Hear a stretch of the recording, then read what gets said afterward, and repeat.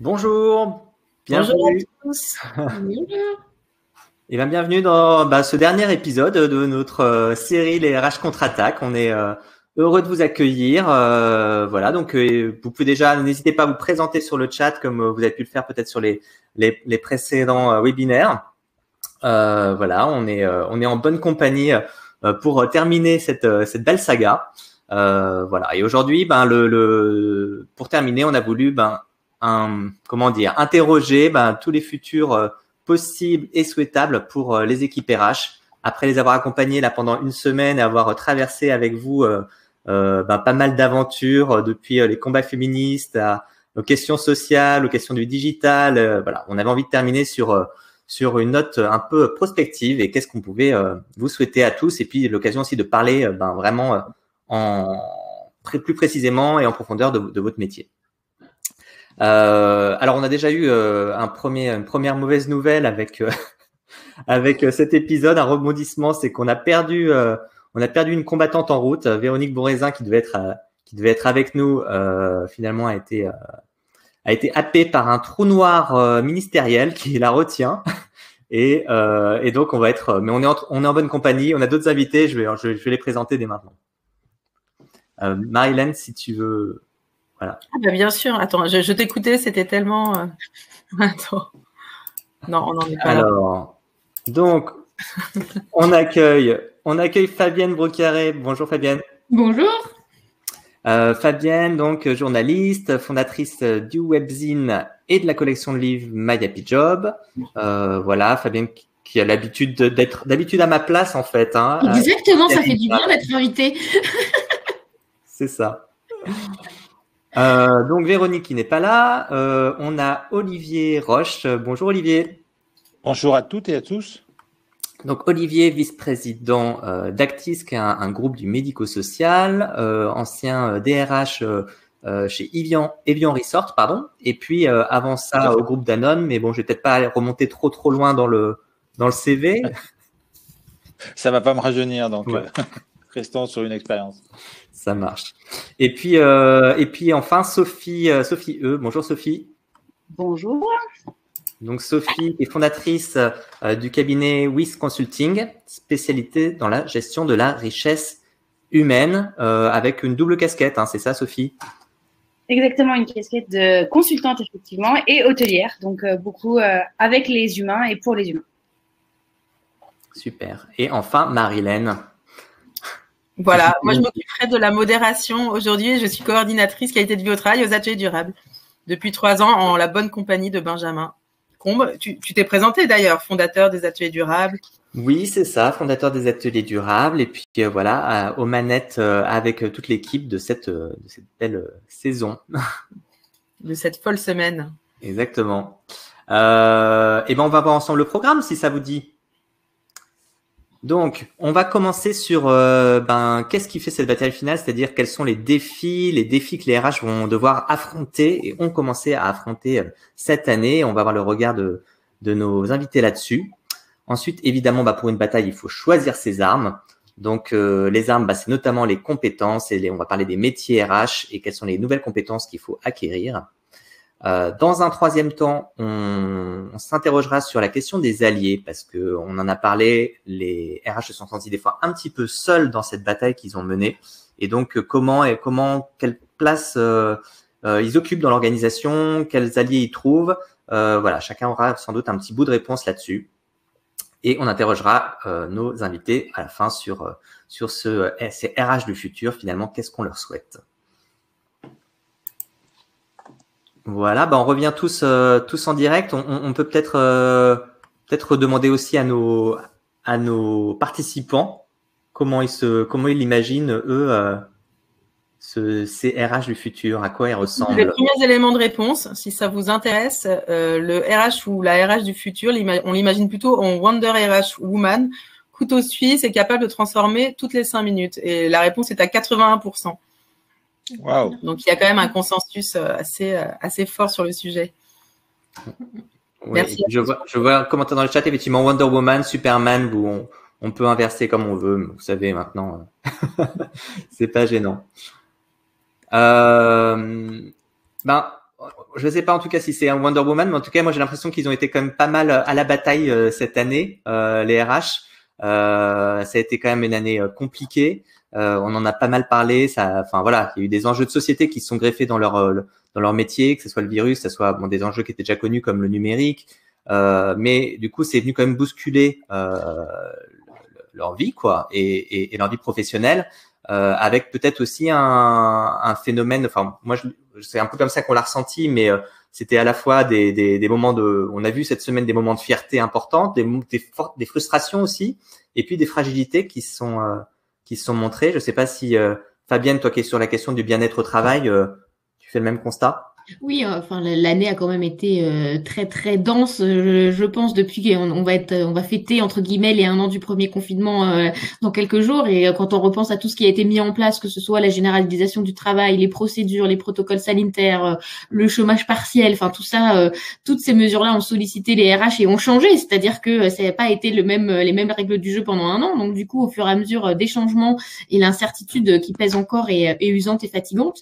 Et c'est intéressant, par exemple, quand on regarde la dernière étude qui est sortie de la NDRH, ce qui ressort et ce qui est compliqué en ce moment pour les RH, c'est notamment la gestion des priorités, parce que du coup, il y a beaucoup de choses à mettre encore en place et on n'est pas encore sorti de cette crise et on constate une vraie fatigue. Quand on a des interviews de DRH, il y a quand même une forte fatigue parce qu'il a fallu gérer beaucoup de choses dans l'urgence et c'est vrai que les ressources humaines, il y a une grande fierté, je pense, parce que il y a beaucoup de choses, ça a mis en lumière le rôle des DRH dans les entreprises, mais il y a aussi besoin, je pense, de prendre soin des DRH parce que, par exemple, pour vous donner une idée, la ligne d'écoute de la NDRH a été multipliée par 2. Les demandes ont été multipliées par 2 pendant la crise. Donc, on voit bien qu'il y a aussi de la fatigue, de l'épuisement et besoin de les accompagner aussi pour ne pas qu'ils ou qu'elles s'épuisent parce que, comme on le disait, tout ça n'est pas fini encore. C'est vrai qu'on l'a vu aussi dans les témoignages. Il y avait eu des gens qui nous ont dit, ça m'a aidé le réseau Germe, par exemple, pour le management ou la NDRH. Enfin, en tous les cas, les réseaux de professionnels ont pu être effectivement un espace de discussion qui était utile, quoi. Oui, c'est important, je pense, d'échanger entre pairs parce que même difficulté, même obstacle, et puis oser dire. Enfin, je pense qu'il faut déculpabiliser aussi là-dessus, de dire que oui, c'est difficile, que on n'est pas. Quand on parlait justement de Wonder Woman, des super-héros, voilà, faut aussi, on est des humains et les RH ne font pas exception. Donc, ça fait du bien aussi de partager ces difficultés parce que voilà, il y a un vrai besoin. Il faut pas justement culpabiliser parce qu'après le risque, c'est de s'épuiser en voulant en faire toujours plus et en se disant que voilà, ça repose sur soi.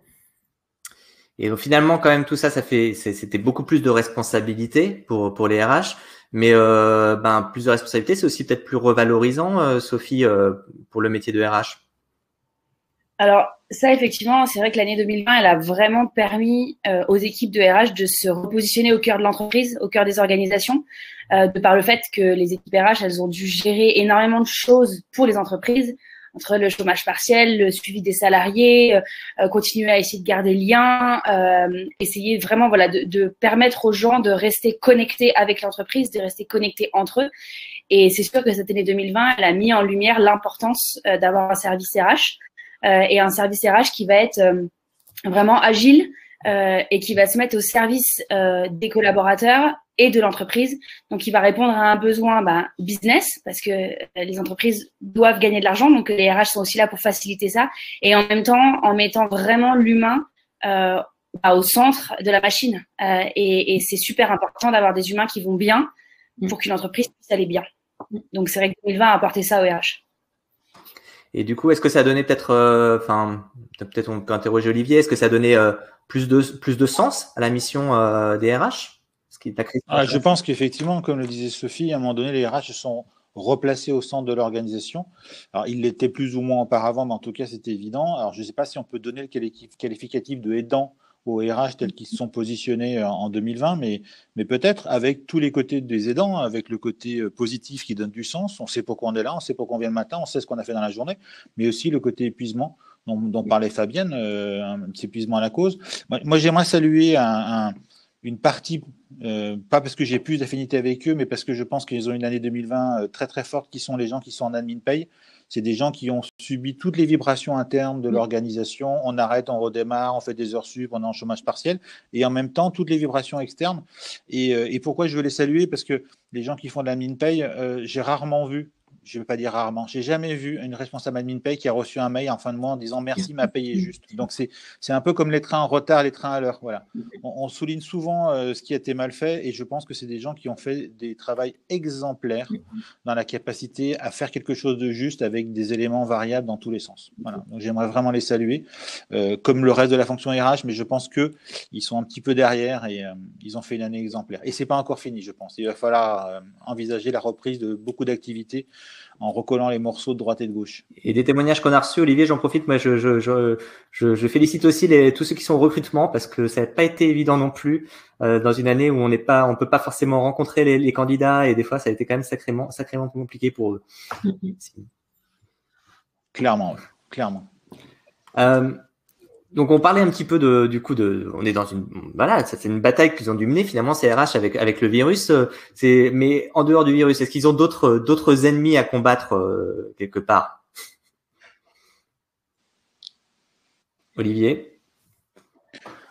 Je vais mettre un peu les pieds dans le plat. Je pense que le premier ennemi que les RH en combattent, c'est de considérer qu'ils sont la solution, que eux-mêmes doivent apporter la solution. Les RH sont des catalyseurs, sont des gens qui font vibrer l'organisation, c'est des gens qui font que les personnes sont droites, c'est des gens qui font que l'organisation fonctionne, c'est des gens qui font que les process sont adaptés à ce qu'a besoin de l'entreprise. Et je pense que le premier ennemi qu'ils pourraient avoir, surtout après la période qu'ils ont vécue, une période un peu d'épuisement, un peu de ce que j'appelle l'effet NASA, on est tous là pour que ça aille bien, il faut maintenant qu'ils aillent retrouver des alliés. Il faut qu'ils considèrent que toutes les personnes de l'entreprise qui travaillent sur le comment les choses se font, on peut parler des responsables sécurité, on peut parler des gens qui sont sur la qualité, on peut parler des gens qui sont sur la performance, on peut parler des partenaires sociaux, il faut que très vite ils retrouvent une forme de relais avec ces différents acteurs pour justement faire une course de relais. Parce que leur travail n'est pas fini, je pense que le travail d'urgentiste des RH de 2020 va se transformer en accompagnateur de premier ordre en 2021-2022 et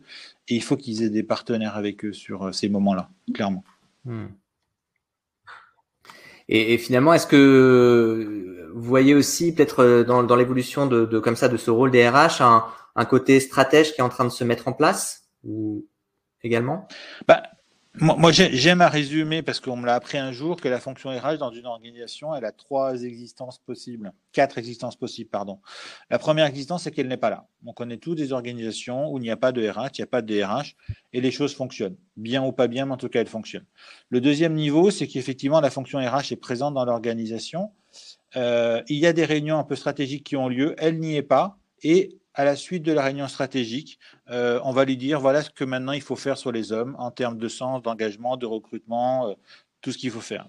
Le troisième état, c'est vraiment la fonction RH est dans la réunion, qui est la réunion stratégique. Elle participe à toutes les discussions, elle apporte des éléments de sa connaissance de l'écosystème de l'entreprise. Et donc, la décision est déjà influencée de ce qu'a apporté la fonction RH. Et moi, ce que j'aime à me dire aussi et à apporter, parce que c'est comme ça que je vois la fonction, c'est qu'il existe un quatrième niveau. C'est la fonction RH qui dit aux autres dirigeants, là, il faudrait qu'on s'assoie pour discuter d'un peu plus loin que simplement le mois qui vient ou même les 6 mois qui viennent. Et je pense qu'effectivement, selon les organisations, la fonction RH a eu différents rôles. Il est possible que dans certaines organisations où elle avait un rôle un peu secondaire, même dans des grands groupes du CAC 40, elles reprennent une position un peu plus stratégique parce que on se rend compte lorsqu'on a aujourd'hui les sondages d'empreinte humaine mettent entre 40 et 45% des salariés qui sont engagés, il y a un vrai enjeu à remobiliser, à réengager l'ensemble de l'organisation vers le succès de l'organisation. Merci Olivier. Bon, alors ça fait quand même un sacré, je dirais, challenge finalement pour les RH tout ce qu'on est en train de citer. Pour ça, faut être bien armé. Quelles sont, je vais peut-être interroger Sophie, quelles sont les compétences, à ton avis, que aujourd'hui des RH doivent essayer de développer ou d'acquérir pour arriver à relever tous ces défis? J'ai l'impression qu'on a perdu Sophie.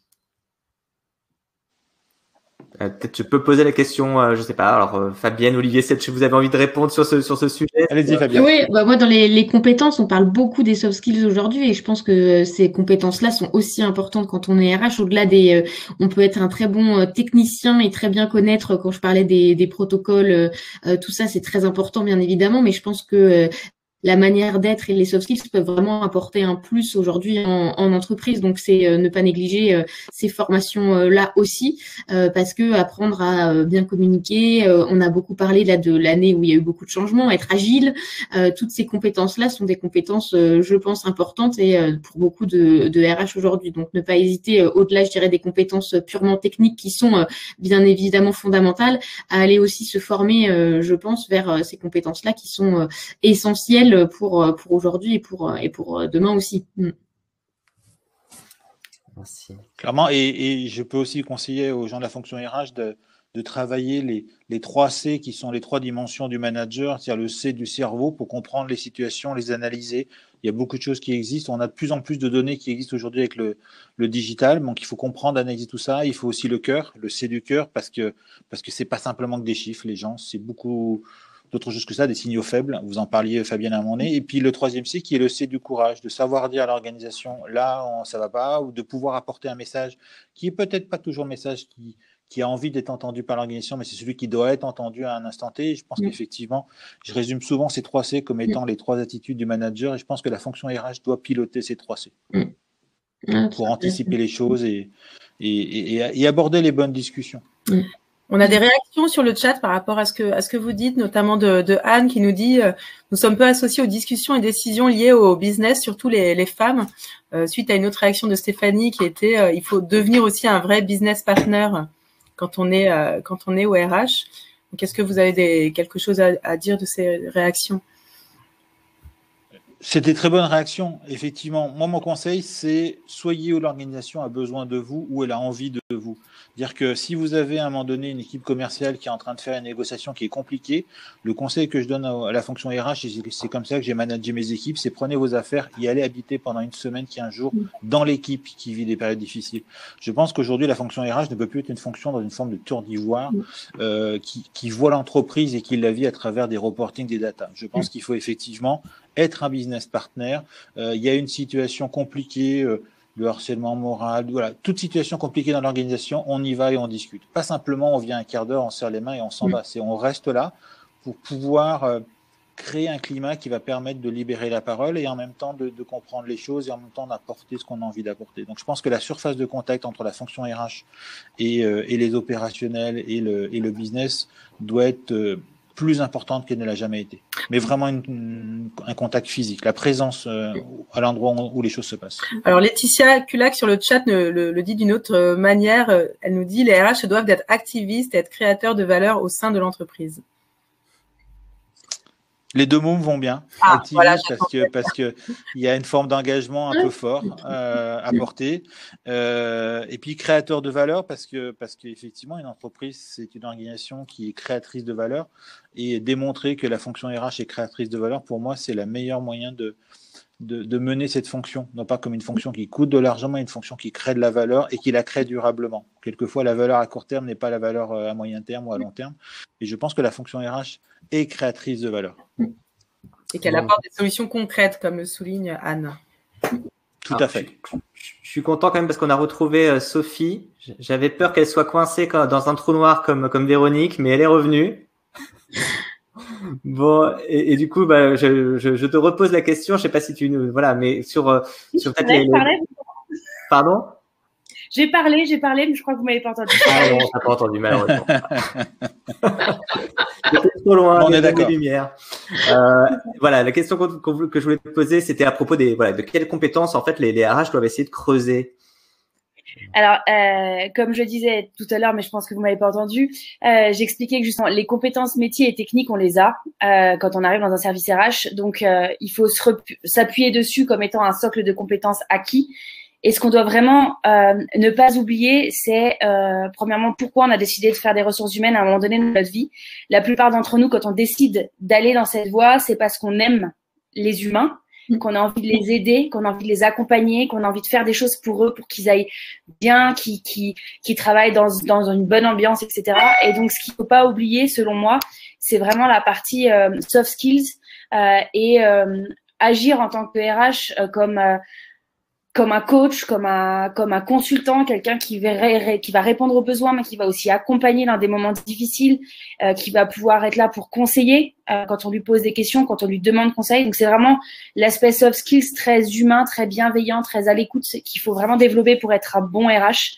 Et un autre point que j'aime bien souligner, c'est être un RH de terrain. C'est-à-dire que si on ne comprend pas le terrain, on ne pourra pas répondre de la bonne manière. Et donc, on va répondre comme nous, on aura envie de répondre en tant que RH, mais pas comme les gens pour qui on travaille, qui sont sur le terrain, ont besoin. Et donc, c'est un point qui est important aussi pour moi. Et je ne sais pas si tu as pu lire sur le chat, mais Isabelle a proposé des Vie ma vie en équipe magasin pour bien comprendre leur métier, leurs problèmes. Ce qui est génial. Et c'est le mieux qu'on puisse faire. Voilà. Elle illustrait tes propos, voilà. Merci Isabelle. À l'avance. Alors, je pensais aussi, je sais que parmi les gens qui nous suivent, il y a pas mal de gens qui sont dans le domaine de la qualité de vie au travail. Toi, Fabienne, je sais que c'est aussi des gens que tu contactes, enfin que tu connais via du coup My Happy Job. Qu'est-ce que tu leur conseilles à ces personnes-là? Là, il y a vraiment, je pense, un besoin, c'est-à-dire que l'année dernière, c'était dans l'urgence. Au printemps dernier, tout s'est un peu arrêté dans les initiatives, souvent qualité de vie au travail, parce qu'à distance, et on s'était dit, allez, il y a 2 mois à tenir pendant le premier confinement, puis tout repartira en juin ou en septembre. Or, on se rend compte que là, au bout d'un an, quand on citait tout à l'heure le baromètre empreinte humaine, allez voir les chiffres, c'est quand même, les gens ne vont pas forcément très bien. Il y a beaucoup de salariés pour qui c'est compliqué. Les réalités ont été très différentes pendant un an. Donc, je pense que la qualité de vie au travail est un enjeu vraiment prioritaire cette année. Il y a la prévention des risques psychosociaux, plus après comment on agit quand on disait que les DRH doivent aussi être porteurs de solutions. Je crois qu'il y a vraiment des choses à faire et malgré les incertitudes, on va être de plus en plus dans un modèle hybride quand on pourra commencer à retourner au travail. Et je pense qu'il faut vraiment se pencher sur comment agir pour la qualité de vie au travail quand on ne sera plus tout le temps ensemble.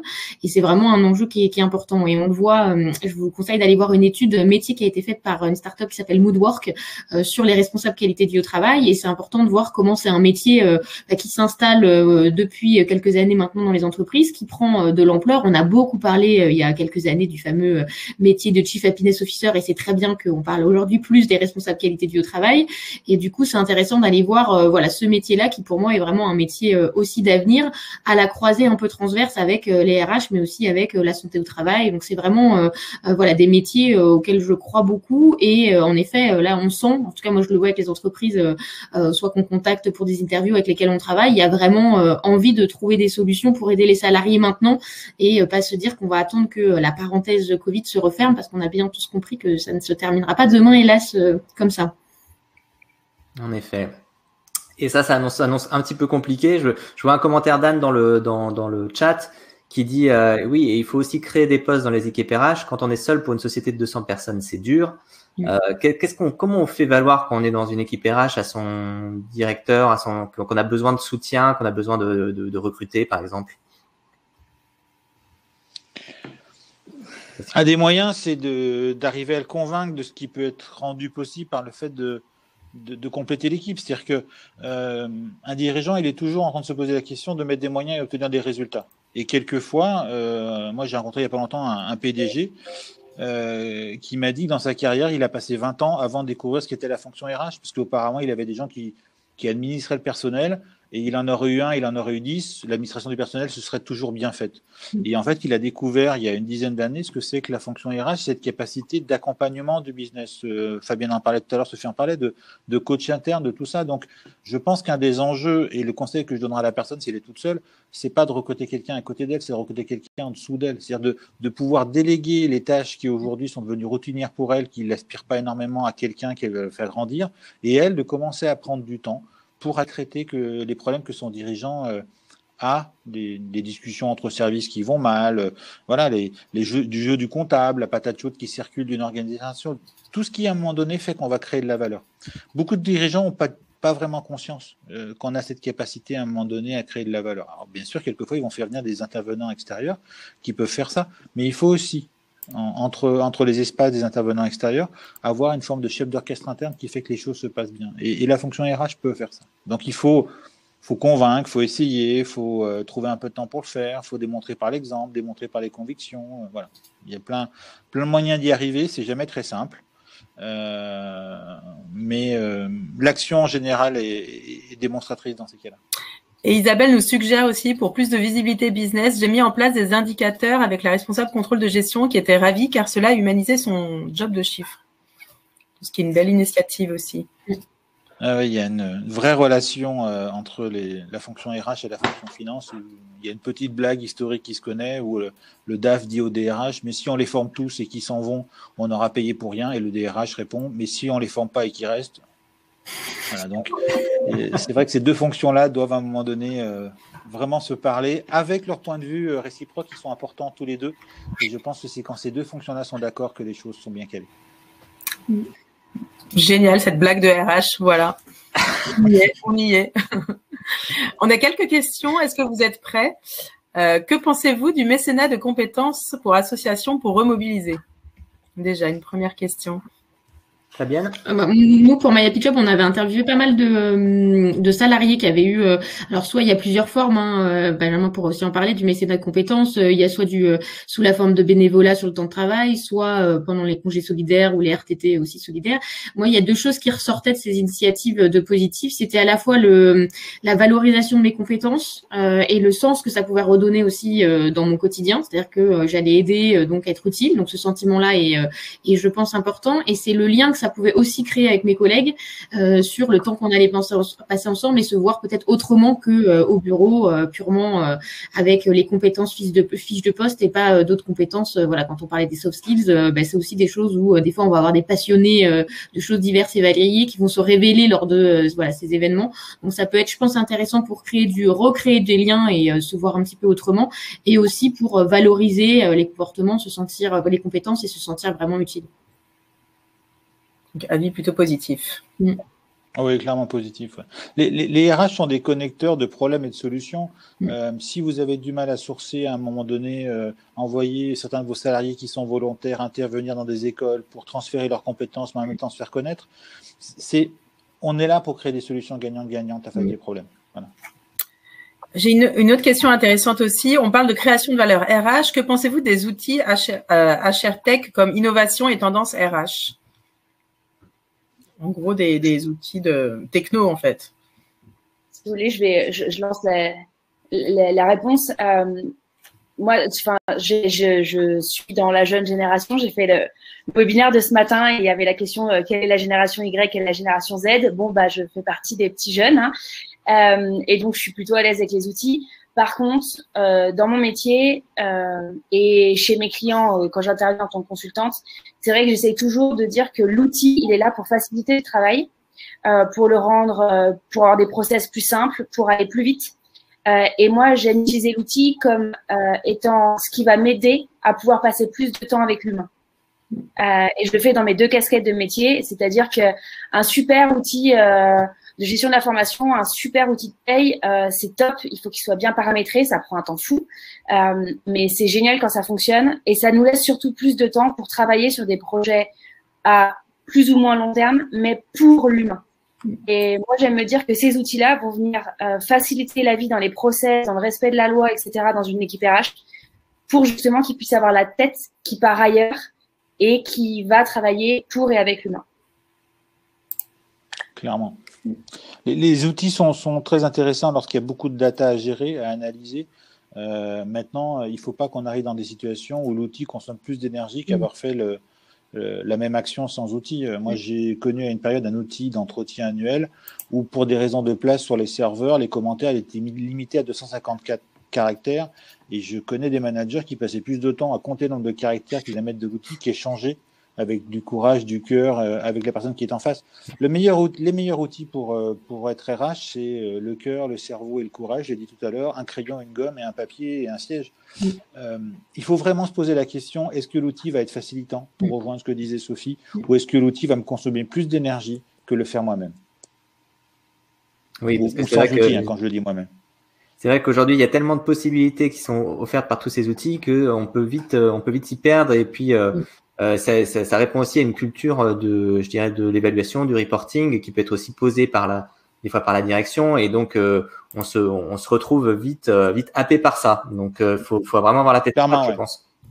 Oui, il y a un phénomène de mode. Et puis, il faut savoir si son organisation, si son équipe RH est prêt à vivre l'énergie qu'il faut pour mettre en place un outil. Parce que mettre en place un outil quand on est une équipe RH et que cet outil-là, au bout de 6 mois, 12 mois, il est abandonné par les managers et il reste dans un coin, c'est de la crédibilité qui est perdue, c'est de l'énergie perdue. Donc, à un moment donné, mettre un outil, ça veut dire qu'on est convaincu qu'à la fin, il rapportera quelque chose de plus que l'énergie qu'on aura mis. Et deuxièmement, qu'on a l'énergie pour le mettre en place. Parce que si c'est pour, au milieu du chemin, se retrouver à plat et un outil qui marche à moitié, la fonction et tous les gens qui sont autour vont passer pour des ploucs et les opérationnels ne prendront pas l'outil suivant. Donc, il faut vraiment être capable de se dire, ce qu'on fait bien sans outil, si on l'automatise et on va pouvoir passer de l'énergie sur autre chose. Maintenant, si on fait mal les choses, c'est pas en instant une console de jeu dans une famille qui se parle pas que les gens vont se parler. Mais je crois pas. Moi, je crois pas en tout cas.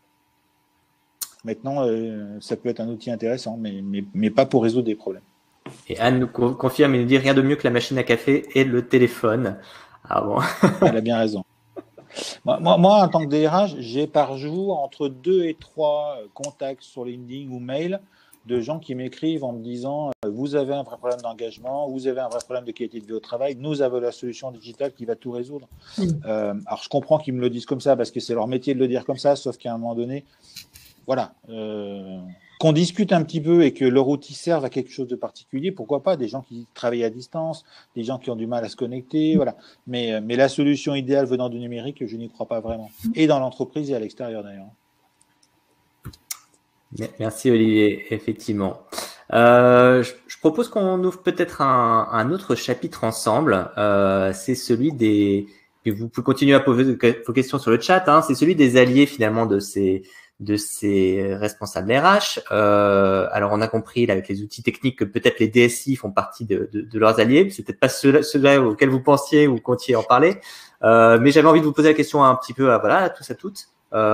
Pour vous, alors, qui seraient les bons alliés pour les RH dans l'organisation? Je ne sais pas qui veut répondre en premier. Je me lance si vous voulez.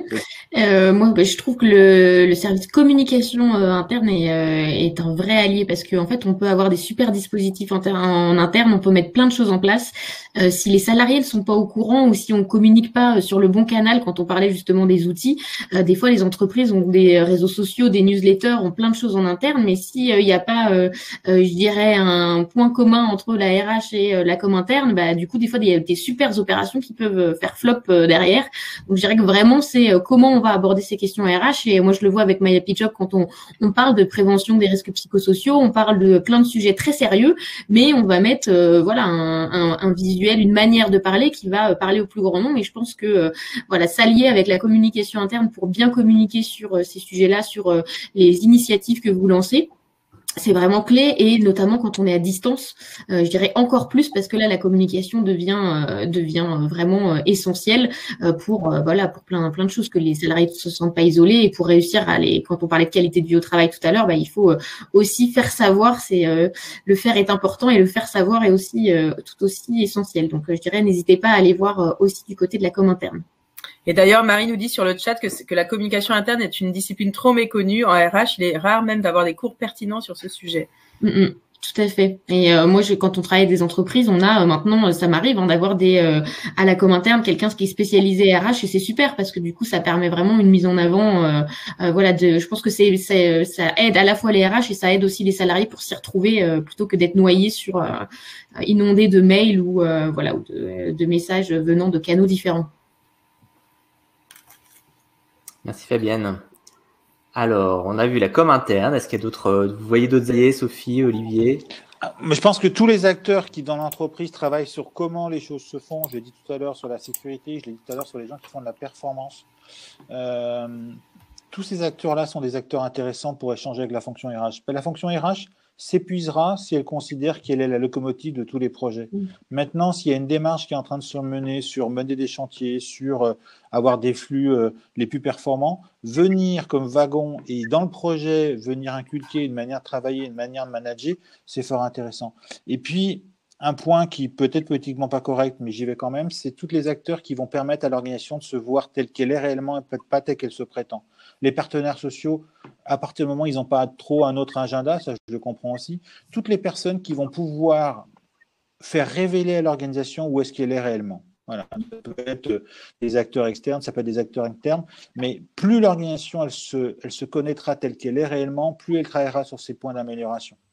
Et donc, tous les acteurs qui peuvent aborder ça, ça peut être… moi, j'ai fait intervenir dans une autre vie un sociologue qui nous a fait un rapport de 500 pages sur la société entreprise dans laquelle j'étais à ce moment-là et qui nous a dit des choses pour tout le monde. Hein. Il y en avait vraiment pour tous les niveaux, beaucoup pour le directeur, mais pour tous les niveaux.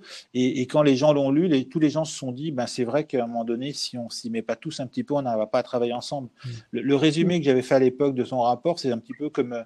une cité un peu sensible. Il y a les gentils, les méchants. Non, non, non. Tout le monde peut faire quelque chose qui fait que tout le monde va changer. Voilà. Et donc, tous les acteurs qui peuvent à un moment donné permettre à l'organisation de se connaître réellement et de ne pas se mentir à elle-même sont des acteurs qui vont aider la fonction RH. Même si quelquefois, les choses ne sont pas toujours agréables à lire, mais c'est des axes de progrès aussi. Et c'est vrai qu'on a eu dans les témoignages, hein, notamment dans les outils que souhaitaient se partager les RH, certains qui nous ont conseillé des sociétés qui s'occupent de tout ce qui est questionnaire, mais plutôt vraiment au long cours avec des longs verbatim, de l'analyse de verbatim pour essayer de comprendre effectivement, donc un peu dans une démarche presque sociologique, d'analyse de ce qui se passe dans le travail et de mieux comprendre que les fonctionnements de l'organisation. C'est sûr que c'est moins peut-être vendeur que des questionnaires avec je suis heureux où je réponds en un clic, mais il y a quand même un intérêt derrière. Et ça y est, on a perdu Olivier, lui aussi happé par le trou noir. Décidément. Tu voulais une contre-attaque, Benjamin. Elle est là. Écoute, elle est là. Il y a des… C'est pas lisse, hein, un épisode de la… Non, on est sympa, on anime l'heure quand même, tu vois. Ah, oui. Franchement… C'est un peu Hunger Games, il va rester Fabienne à la fin, je sais pas. J'ai demandé sur le chat si on voyait des alliés du côté de nos participants. On a Marie qui nous dit toute l'entreprise doit être alliée, évidemment. La médecine du travail aussi. C'est un acteur auquel on ne pense pas toujours. Et évidemment, la direction, encore une retouche sur la direction, en fait, c'est sûr qu'il faut que la direction considère le service RH en tant que créateur de valeur. Olivier, tu es revenu de cette faille spatio-temporelle. Complètement. On va les laisser se remettre. Sophie, tu souhaitais compléter, toi, sur cette question des alliés, peut-être? Sur les alliés, je rejoins beaucoup le fait qu'il faut qu'on soit tous alliés du service RH quand on est dans une entreprise. C'est important, en tout cas, quand on est RH, d'organiser des moments de parole, d'échange avec tous les niveaux de l'entreprise, que ça soit le DG, comme ça a été dit dans le chat, que ça soit les managers, beaucoup avec les managers, parce que la plupart du temps, quand on collabore avec des managers, ils nous voient comme ceux qui doivent faire respecter les règles et on a un petit bâton, on leur dit t'es pas dans la loi, il faut que tu ailles plus comme ci, il faut que tu ailles plus comme ça, et on est un peu, voilà, on est le parent méchant, et alors qu'on n'est justement pas que ça. Des moments on doit être le parent méchant, on doit faire respecter la loi, le cadre, etc. Mais on est aussi là pour les aider, et donc on doit se positionner dans cette posture-là d'aidant, d'accompagnant, et puis même avec directement les équipes. Il y a quelqu'un dans le chat qui parlait de Vie ma vie. Moi, quand j'étais RH dans une grosse entreprise, j'allais faire le service, que c'était dans un gros hôtel, mais faire le service du café avec des salariés pour passer un petit moment avec eux, échanger, voir comment ils travaillaient, voir aussi les conditions sur le terrain, parce que très souvent, on est un peu dans notre bureau et on voit que les mails qui arrivent, on voit que les complaintes qu'on reçoit et on voit pas ce qui se passe sur le terrain. Donc, c'est important vraiment d'être à contact là. Et au point sur la com, parce que je partage complètement ton avis sur la com interne, Fabienne.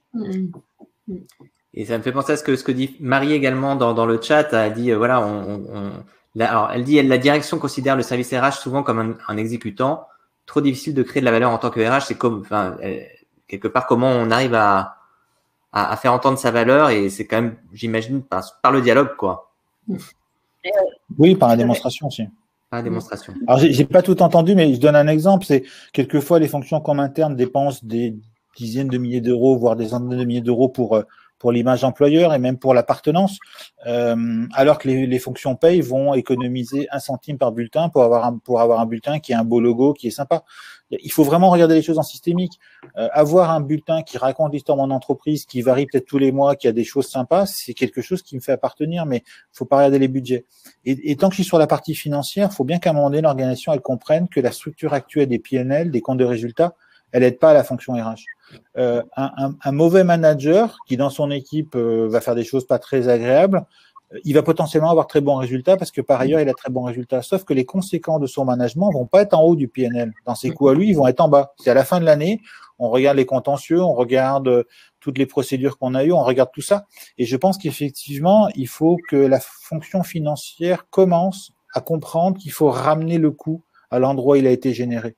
Parce que à la fin de l'année, on a 1 million de contentieux. Qu'est-ce qu'on fait? On se dit l'année prochaine, il faut qu'on économise 1 million. Et donc, tous les managers de l'entreprise vont devoir économiser le petit morceau du million. Non, ce million-là, il vient d'une direction ou de 2 directions.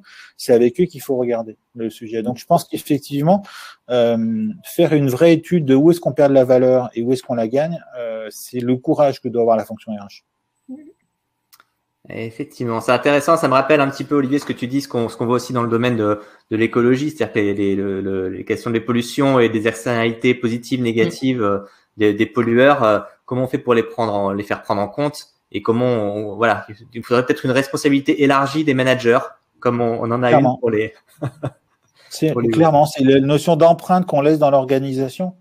Voilà, vous avez des candidats qui sont connus sur la place publique des dirigeants comme étant des dirigeants à empreinte. Donc, des fois, les organisations vont mettre 5 ans, 10 ans à s'en remettre après un passage. À court terme, les résultats sont toujours là. Sauf que derrière, quelquefois, l'organisation a du mal à s'en remettre.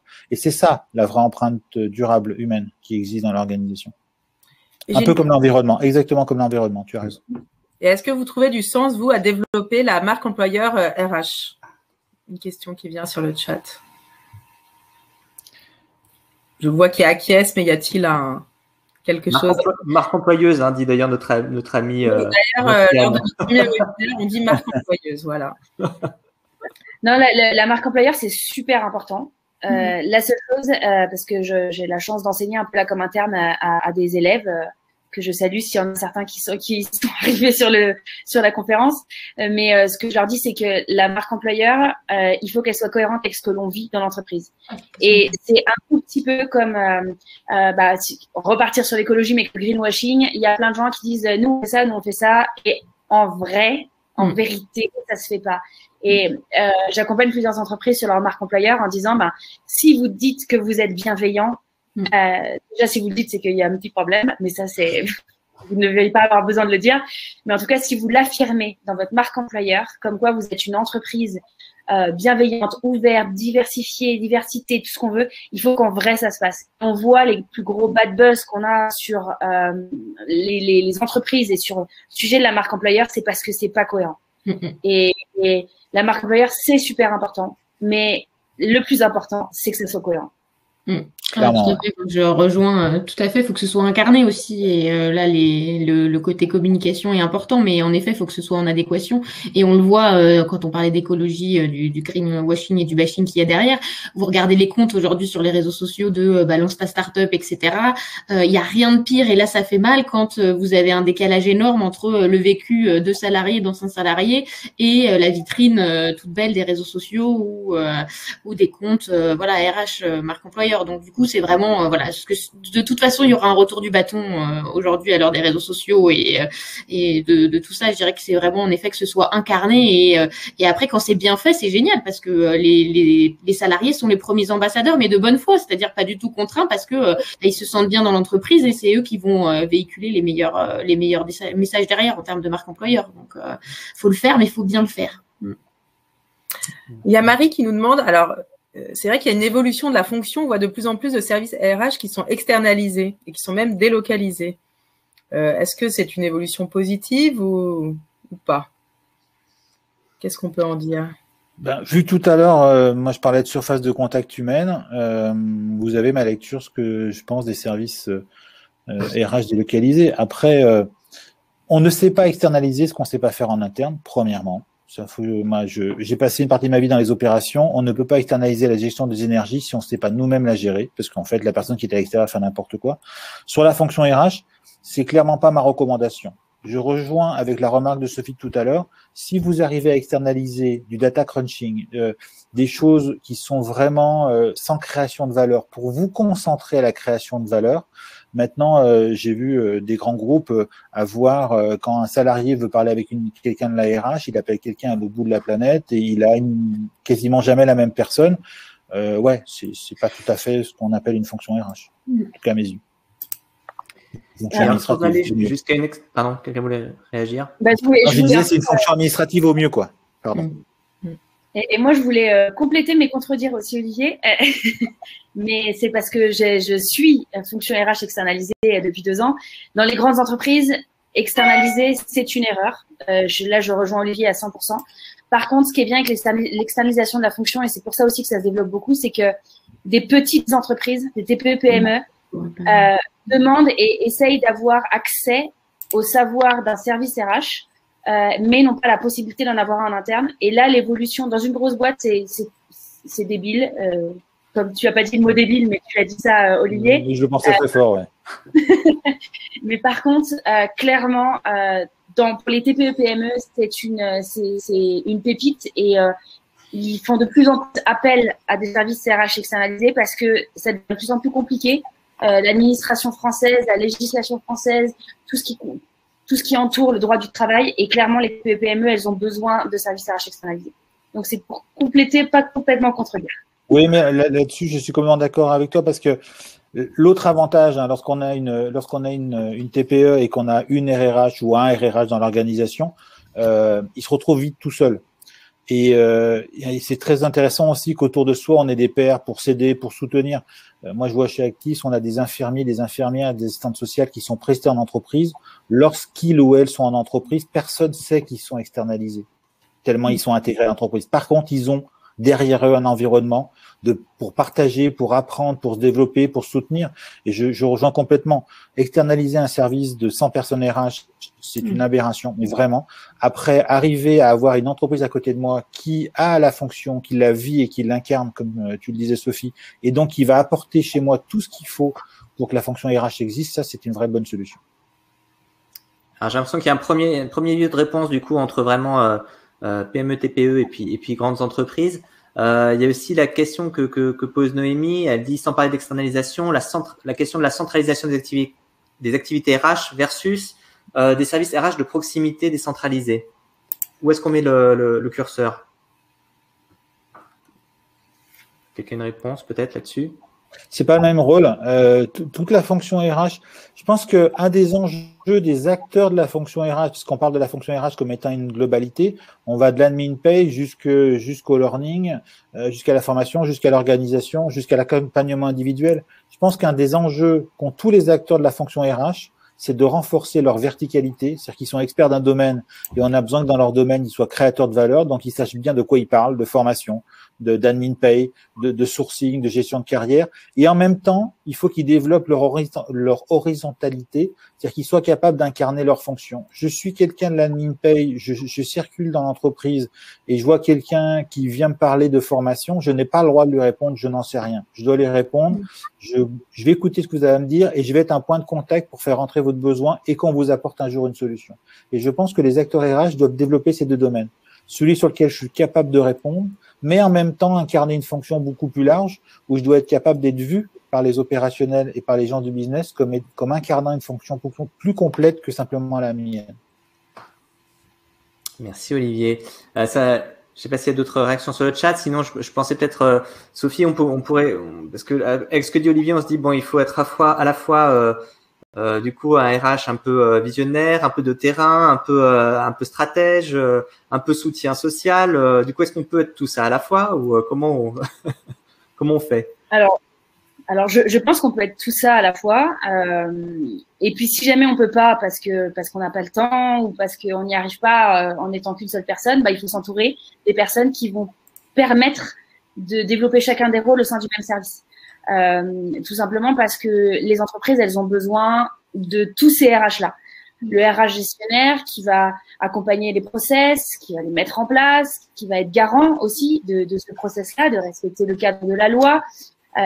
Donc, c'est super important d'avoir ce côté RH gestionnaire qui est très, très important. Le RH soutien, c'est un peu le coach dont je parlais tout à l'heure. C'est-à-dire que certaines fois, que ce soit un collaborateur ou un manager ou même un dirigeant, vient voir le service RH en disant il y a une situation que je sais pas gérer, comment toi tu fais, donne-moi tes conseils. Et donc vraiment là agir en coach. Et donc quand on est un coach, on donne des conseils, mais on n'impose pas non plus. Justement, on remet pas sa casquette de gestionnaire quand on agit en tant que RH coach. Et puis le RH visionnaire, tout simplement parce que on vit dans un monde qui évolue à une vitesse complètement dingue. On a vu là, par exemple, en un an, qu'on est passé dans des entreprises de 0% de télétravail à 100% de télétravail en une semaine. Et clairement, là, il faut inventer des solutions. Il faut inventer des process, inventer des façons de travailler, de continuer à garder le lien avec les gens. Et il faut être visionnaire parce que sinon, on se retrouve à prendre en un an, 10 ans ou 15 ans de retard. Et quand on gère les humains, c'est très, très compliqué de prendre du retard. Donc, c'est vrai qu'il faut être un petit peu tout. Et surtout que quand on prend ces trois facettes, on va dire ça, trois facettes du RH, ça nous permet de trouver des solutions innovantes et puis de jamais enfermer tant les équipes RH que les équipes pour lesquelles on travaille dans un carcan qui est trop pénible à vivre. Et donc, pour moi, il faut être les trois. Et si on n'y arrive pas, on s'entoure des meilleurs pour y arriver tous ensemble. Donc, des profils diversifiés aussi, j'imagine, derrière ça. Et Marie nous dit sur le chat que le métier de RH généraliste est en train de disparaître et ce n'est peut-être pas une si mauvaise chose car justement, c'est un métier qui demande trop aujourd'hui. On a aussi peut-être, je sais pas, parmi le chat, alors je sais que tu disais, Sophie, il y a peut-être certains de tes étudiants aussi qui sont là, il y a peut-être d'autres qui commencent dans la fonction. Enfin, je sais qu'on en a eu beaucoup qui sont inscrits, qui vraiment démarraient ou qui avaient même eu leur première embauche en CDI pendant la crise. À ces personnes-là, quels conseils on leur donnerait finalement quand ils démarrent dans la fonction RH? Moi, mon conseil, si je reprends mon histoire personnelle, moi, j'ai pas été formée à la RH. Je suis une hôtelière qui s'est retrouvée dans la RH, dans un milieu hôtelier. Et là, je l'ai explosé, je me suis éclatée en RH. Et clairement, encore une fois, comme je le disais au début, les hard skills, les compétences métiers, on les apprend, vous les apprenez à l'école, c'est super chouette. Et après, quand on arrive sur le terrain, c'est ne pas oublier les valeurs que vous avez en vous, ne pas oublier pourquoi vous avez choisi ce métier-là, ne pas oublier que quand on travaille en RH, et ça a été dit, et moi j'utilise ça quand je me présente, c'est pas des ressources humaines, c'est des richesses humaines. Et les richesses humaines, il faut y faire attention. Il faut les choyer sans pour autant les étouffer, comme les parents avec leurs enfants. Voilà, faut vraiment pas oublier ça. Et puis, parce que toutes les choses que vous allez faire au quotidien, vous les aurez appris à l'école, vous allez les appliquer tranquillement dans votre métier au fur et à mesure. Mais la gestion d'un humain, quand il arrive en face de vous, qu'il est en détresse ou qu'il est en stress ou qu'il est super content parce qu'il a vécu le meilleur truc de sa vie, il faut être capable de gérer cet homme-là. Et ça, on l'apprend pas à l'école. Et c'est avec notre sensibilité humaine et sensibilité de gestion des richesses humaines que nous le faisons. C'est un beau message et ça a percuté aussi, je pense, sur le chat. Je sais pas si c'est Anne qui se cache derrière le nom de Marion parce qu'on a eu des petits problèmes de technique, mais voilà, qui nous dit je viens du tourisme et je suis dans les RH maintenant. Donc très bien. Les équipes RH sont des équipes qui vont peut-être plus que d'autres s'enrichir d'une forme de diversité. Et encore, je pourrais presque enlever plus que d'autres parce que quand vous avez des équipes de contrôle de gestion qui sont mixtes entre des experts du métier et des gens qui viennent du business ou des opérations, c'est des équipes qui deviennent donc très rigides. Je pense que la notion de diversité, au sens très très large, nombre de points de l'arc-en-ciel, vraiment cette diversité de Nelson Mandela, je pense que dans la fonction c'est important parce que c'est cette diversité qui fait qu'à un moment donné la fonction, elle est auto-efficace et auto-cicatrisante. Moi, si je devais donner un conseil, c'est Laetitia. Alors, je ne sais pas si le prénom est bon dans le chat, qui disait d'être agile et curieux. Et je rejoins complètement sur la curiosité, que vous soyez étudiant, que vous démarriez ou en poste, soyez curieux de tout ce qui se fait dans votre métier. Et aujourd'hui, enfin, la crise a aussi aidé à ça. Il y a plein de choses qui se passent en ligne. L'exemple de cette semaine et des webinaires est un très bon exemple. C'est aller écouter les podcasts, regarder des webinaires, assister à des conférences en ligne. Aujourd'hui, c'est beaucoup plus facile que quand il y a des événements pour lesquels on pouvait pas se déplacer à droite à gauche. Donc, profitez que tout soit en 2.0 pour aller voir le maximum de choses et écouter. Et ça enrichit parce que on apprend des autres et ça permet, je trouve, d'aller creuser certains sujets de manière très sympa et ludique, peut-être moins formelle que dans des cours classiques. Donc, soyez curieux et je pense que ça, c'est quelque chose à cultiver tout au long de sa vie professionnelle. Je vais rebondir sur la curiosité. Effectivement, il y a énormément de possibilités aujourd'hui de se connecter à des gens. J'ai beaucoup côtoyé pendant le premier confinement le CRHA, qui est la partie fonction RH au Canada, donc voir comment eux vous sentaient les choses, voyaient les choses. Et puis l'autre conseil que j'ai envie de donner à des jeunes RH, c'est soyez curieux de votre quotidien. Vous rentrez dans un hôtel. Toute organisation en face de vous, vous avez des gens qui font leur travail merveilleusement bien ou qui le font de manière catastrophique. Comprendre pourquoi les choses se passent bien et se passent pas bien, ça vous donne des exemples de qu'est-ce qui fait la différence. Vous allez vous allez prendre de l'essence dans une station-service, vous allez avoir le matin quelqu'un qui gère la station comme si elle lui appartenait, et puis l'après-midi quelqu'un qui vous envoie péter simplement parce que vous avez demandé à quelle heure la fermer la station. Et donc tous ces moments où vous allez rencontrer une organisation en train de vivre devant vous, regardez-la et prenez-y des exemples de ce qui est intéressant de faire et ce qui n'est pas intéressant de faire. Vraiment. Notamment les métiers qu'on considère comme des petits métiers où des gens font ça comme si, voilà, j'ai rencontré dans ma vie quelqu'un qui ramassait des poubelles. Je vous jure, la manière dont il rangeait les poubelles le matin devant chez vous pour que ça dérange pas la sortie de la voiture, ça dérange pas la route. Voilà. Qu'est-ce qui fait que cette personne-là, ce monsieur-là, cette dame-là fait son travail de manière exceptionnelle? Si vous arrivez à comprendre ça, à échanger avec lui, à prendre du temps à vous asseoir avec lui, vous aurez des clés pour votre métier de demain. Est-ce qu'on a d'autres réactions sur le chat? Il nous reste quelques petites minutes. Si vous avez encore des questions, à poser à nos invités, c'est le moment. Il y a un chouette témoignage sur le chat de Tiffaine.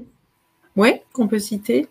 Qui dit: je suis tout à fait d'accord avec la mission du RH terrain. Étant en remplacement de congé maternité, j'avais pas pour habitude d'aller tous les jours sur le terrain. Quand j'ai fini ma mission, plusieurs opérateurs m'ont dit: vous m'avez réconcilié avec la fonction RH. Ce à quoi Sophie a dit que c'était le plus beau compliment que l'on peut recevoir. Clairement. On a besoin de messages positifs. Il nous reste 3 minutes comme ça, donc faisons un bain de compliments. Moi, il m'est arrivé dans ma carrière, lorsque j'étais dans le monde des opérations, nous avons fermé une usine, nous avons transféré 150 salariés et il y avait beaucoup de jeunes RH dans cette équipe-là. Et au moment où à la fin du projet, on n'a pas eu tout le temps la possibilité de les remettre sur des fonctions RH. Et il y a 2 filles de la fonction RH qui sont allées encadrer en 3-8 une équipe de production et de logistique. Donc elles ont fait 1 an ou 2 ans pour une d'entre elles d'encadrement de proximité, de ce qu'on appelle le FLM, le Frontline Manager.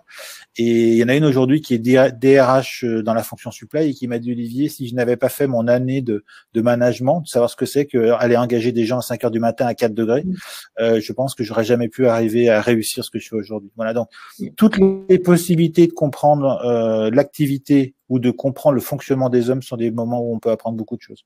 Et un peu plus sur le fonctionnement de soi-même d'ailleurs. C'est une très belle histoire, Olivier. Et du coup, je retiens dans un petit peu tout ce que vous avez partagé, cette notion de curiosité qu'il faut avoir vers le terrain, être à la fois aussi chef d'orchestre. Je trouve que c'est un joli mot pour les RH. De savoir aussi tenir les comptes, c'est important, on l'a vu dans les échanges avec les DAF, et de savoir faire valoir et faire valoir sa valeur, quoi, d'une certaine manière. Et puis donc aller voir sur le terrain, c'est aussi j'ai l'impression le message fort que vous vouliez passer. Merci à tout le monde. On est en train de terminer ce dernier épisode. Je suis un petit peu ému, moi en tout cas. Tu peux pleurer, Benjamin. Non, quand même. Bravo en tout cas d'avoir assuré toute l'organisation de la semaine et toutes les rencontres, les échanges qu'il y a pu y avoir. C'est ça aussi qui remotive la fonction, je pense. Ouais, et puis je pense que ça fait du bien quand on nous disait on a besoin de positif. Ce genre d'événement, je pense que ça fait du bien d'échange et ça permet de repartir avec de l'énergie. Donc du coup, bravo. Non, c'est chouette. Merci aussi à vous d'avoir joué le jeu, vous êtes engagé dès le départ pour nous aider à animer tout ça. On a eu une trentaine, je pense, d'invités sur l'ensemble de la semaine. Plus de quasiment 1000 inscrits. Et je n'ai pas encore compté tous les participants au webinaire, mais voilà, c'était vraiment un super engagement. Nous, on a appris plein de choses aussi. Donc, j'espère que c'est pareil de votre côté. Il y a eu vraiment beaucoup de Marion Lemerle quand même.